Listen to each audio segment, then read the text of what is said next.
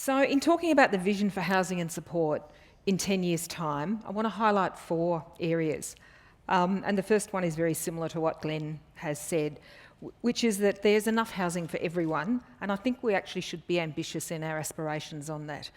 And that there's a far wider range of housing and support options available to people, and particularly to people with complex support needs. Right now, as Glenn has said, we've got very limited options and people aren't having good choices. So the second thing across the next 10 years would be that housing is far more physically integrated amongst general housing, not segregated, as we've seen in the past.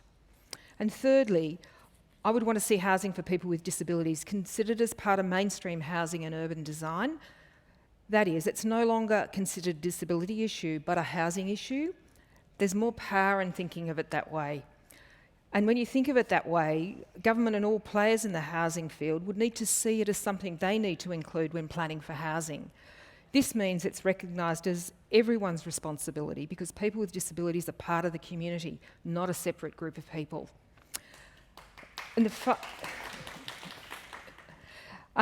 the other thing is, it would be very good if there was a far greater understanding of how to effectively support people to be as independent and capable as possible in directing their life. We still have some way to go, I think, in understanding that in the new NDIS concept.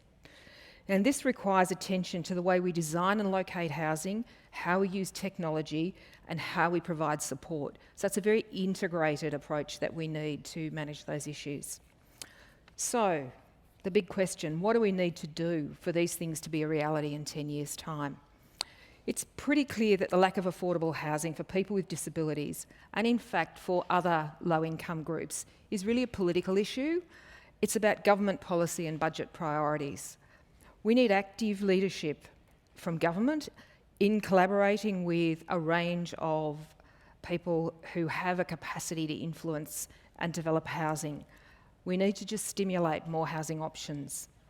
So the first thing I think we need to seriously consider is the possibility of a campaign, just like Every Australian Counts campaign, to advocate for increased affordable housing. We need to set up good collaboration to do this.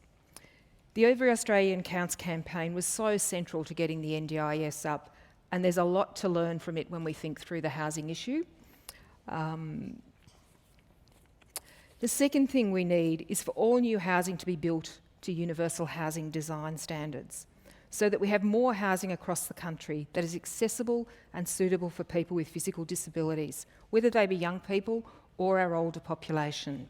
People need to be able to have choices in which communities they live, and also to be able to visit friends and family as they choose.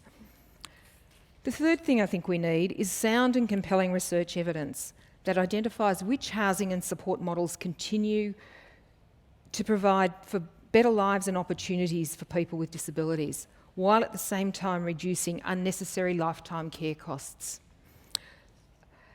And as Glenn has said, that's a key driver for the NDIS and will continue to be important while it's in operation.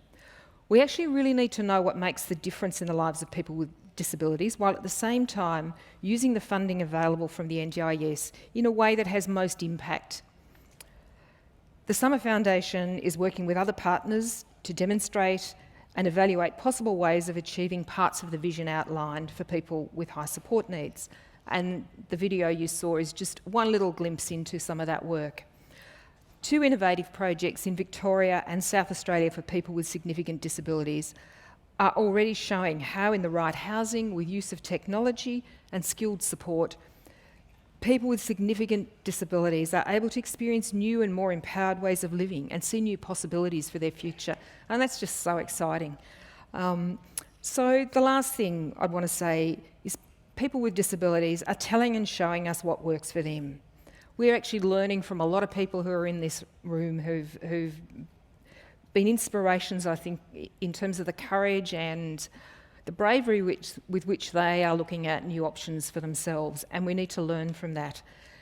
And we also need to work together to find ways to make our make sure our community provides the range of housing for people with disabilities. No one's got the answer, as Glenn said. We all need to work together. We all have roles to play in this. Thank you.